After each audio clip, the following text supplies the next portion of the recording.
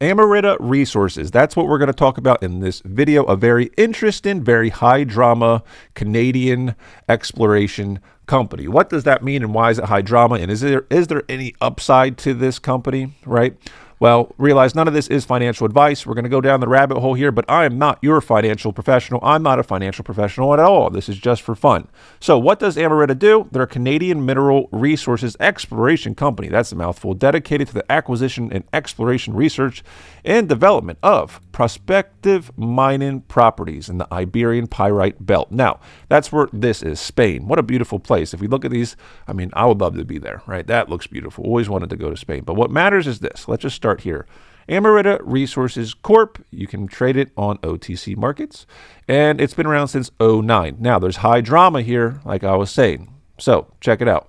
This right here, the Aznalcóllar mine, probably totally butchered that, is a huge deposit of what? Zinc and other valuable metals in Spain. It used to operate, but was shut down after a dam collapse in '98. Fine. But in 2015, the government opened a competition called a tender to let companies bid for the rights. So this is where it gets interesting. So Emerita put a bid in, another company put a bid in, and Emerita lost, right? But they say, Emerita says they were the only company that followed all the rules. So there's two legal fights happening, the administrative court, which they've already lost that court case apparently, and then the criminal court, which is still ongoing. So if the court finds that the 2015 decision was illegal, the mine rights could be taken away from the other group and given to Emerita. Now, why this matters is if Emerita wins, they get a world-class zinc and copper mine, and that's the potential upside. Their stock price could explode. They go from being a small company to owning one of the best underdeveloped mining projects in the whole of Europe. That's crazy, right? If they lose, they still have their other project, IBW, but the potential is way lower. So what's next? The criminal trial is ongoing and expected to end around July 2025. So investors are watching closely because a win could be life-changing for the company and its shareholders. Now we're going to go over a key insider activity in January and February of this year. Very interesting. So basically, if you're an insider of this group, you have a certain stake in it. You're part of the company. You're part of the board of directors. This, that, and another, right? So let's go to About Us. Let's look at here. Okay, they're going to show us IBW. That's cool. And then the other one down here, the one we're talking about is to the right, the eastern part, right? But basically, I want to get into this website where they're going to show us about their management. So you have different management here. You have David Gower. You have all these people. They don't have the pictures, but you could read about them here. These would be considered insiders, and then the board of directors, and then if anyone, I think it's 10% or more of the company, you're considered an insider. So what I did is I pushed all insider filings to AI. And let's just see here. So key insider activity, January to February, because maybe this tells us a bit. So massive option and RSU grants. So between February 3rd and 11th, 2025, almost all key insiders were granted options at $1.18 per share. These include, and that's probably Canadian dollars, these include $100,000 to $600,000 options per person. Okay, and here's the people who got the options. So what does this mean? Restricted share units typically are able to be redeemed at a later time. So maybe there's speculation here, right? Option exercises late 2024. So this is going back a little bit further. Multiple insiders exercised old options at 10 cents a share, adding real equity to their names. Interesting. That's real money they paid to turn into options. So what this tells us, according to AI, is bullish signals, alignment with shareholders. So insiders aren't just being gifted options, they're exercising them, meaning now they hold actual shares with real capital at stake. No selling has been noted. There's no indication of anyone cashing out. Everyone is loading up while the legal catalyst is still pending. And high confidence in upside, the $1.18 strike price for new option implies management sees future value far above that level. Cautionary notes, large grants across the board can mean dilution ahead. But this is standard in junior mining, especially pre-revenue.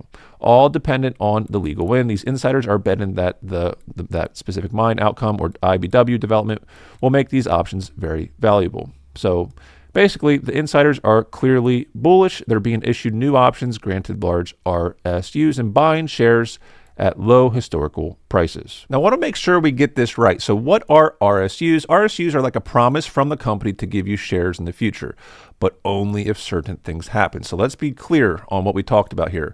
It's kind of like you don't get the stock today, but if you stick around the company and hit certain goals, you'll get it later for free. Very interesting, right? How they work, simple example. Let's say Emerita gives an executive 300,000 RSUs. Cliff period or vesting, so they may have to wait 1 to 3 years. If they're still with the company after that time, they automatically get the shares. No money needed. They don't need to buy them. They just turn into stock. Very cool for them. RSUs versus options, easy comparison. So RSUs is this table, options is this. So what you get if you get an RSU is a free share after waiting typically. Options, you have the right to buy a share, right? Cost to you is 0, whereas an option, you get the right to pay for the like the strike price, I guess you could say. So good if stock goes up or stays the same.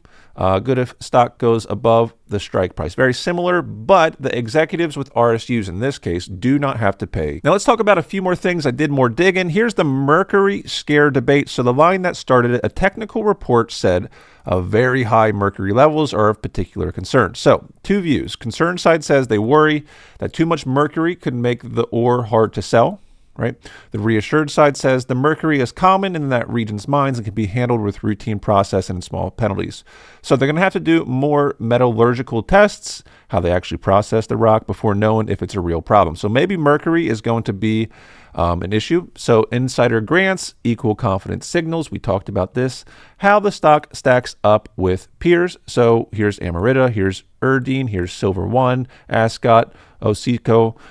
You have all these very similar, but the takeaway here is Emerita is on the lower end of market value among juniors with big projects, yet has a strong legal catalyst coming. So it seems like the legal catalyst, this whole criminal lawsuit, is what everyone is interested in, because if it goes their way, maybe that is a catalyst for upside. So trading pattern and technical levels, current behavior, price is bouncing in a tight range around Canadian dollars, 120 to 130 on low volume. So the volume has not come yet. Key breakout level, a close above 135 Canadian on higher than normal trading volume would likely trigger a big move upward according to AI. Short interest, very low. So there's not much, not many bets against the stock. Now, institutional big investor interest today, few big funds own it because they avoid pre-revenue companies with active lawsuits. So it seems like it's a little too hot to handle for the big dogs. After a win, right, the legal risk goes away. So big funds will potentially rush in to buy, sending the price much higher. This is the speculation. I bet you that's what a lot of people are excited about, that right there. Project Progress, Iberian Belt West, so IBW, the new resource estimate, indicated resources, Basically, all of this, is interesting, but it seems to me what really has people excited is the lawsuit. Now, if we were afforded more time in this video, I'd like to know more about their management team, the board of directors. We could go down the rabbit hole, not too hard to do that. But from what I can tell, Emerita Resources, and you tell me in the comments, what do you think about this one? I mean, it's pretty, hot in terms of, hot to touch, because there's a big lawsuit. I guess if the lawsuit goes their way, that could be good, right? Because then they have access to this awesome mine that apparently is world-class in Europe. But like I said, none of this is financial advice. This is just for my education purposes, a little entertainment in here too. Let me know what you think in the comments. I know a lot of people are talking about this one. What do you think? Thanks for watching. Please subscribe. We have this is a new channel, so we have a few videos, some interesting ones that are doing well. A lot of people are watching them, so thanks for that. And thanks again for watching, and I'll see you on the next one.